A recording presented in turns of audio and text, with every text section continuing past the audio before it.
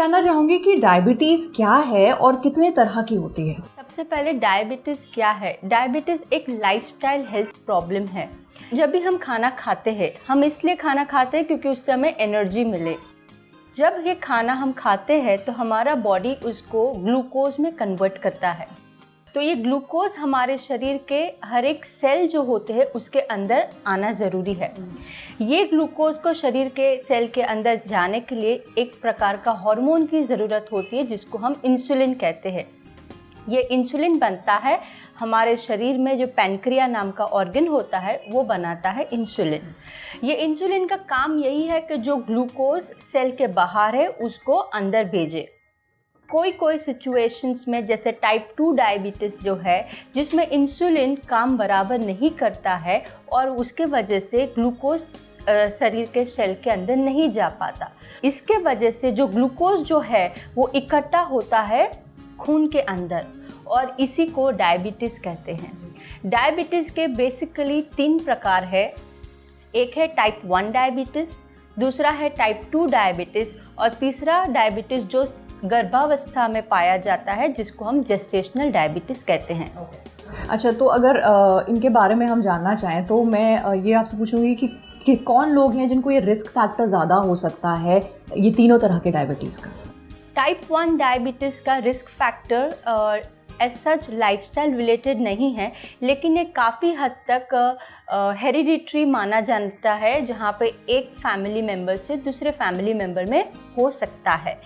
ये जो type 1 diabetes है ये ज़्यादा करके किस्म में नहीं होता। अगर आप 100 डायबिटीज़ के मरीज़ों को लीजिए तो उसमें से 5 से 10% लोगों को ही टाइप 1 डायबिटीज़ होता है।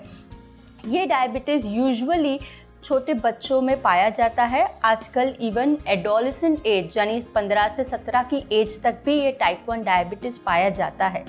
टाइप 1 डायबिटीज़ का डायरेक्ट कुछ रिस्क फैक्टर्स नहीं है, लेकिन बचपन में अगर कोई प्रकार का वायरल इन्फेक्शन है या तो कोई और किस्म के ऑटो इम्यून हेल्थ प्रॉब्लम है तो उनको टाइप 1 डायबिटीज़ होने के चांसेस ज़्यादा होते हैं। ज़्यादा करके जब भी कोई भी डायबिटीज़ का नाम लेते हैं तो यूजुअली वो एसोसिएट होता है टाइप 2 डायबिटीज़ जो बड़े लोगों में पाया जाता है। ये टाइप 2 डायबिटीज़ एक लाइफस्टाइल हेल्थ प्रॉब्लम है, तो इसके बहुत सारे कारण हैं, बहुत सारे रिस्क फैक्टर्स है। जैसे कि आपकी बढ़ती उम्र 30 से 35 साल से प्लस आजकल डायबिटीज़ पाया जाता है।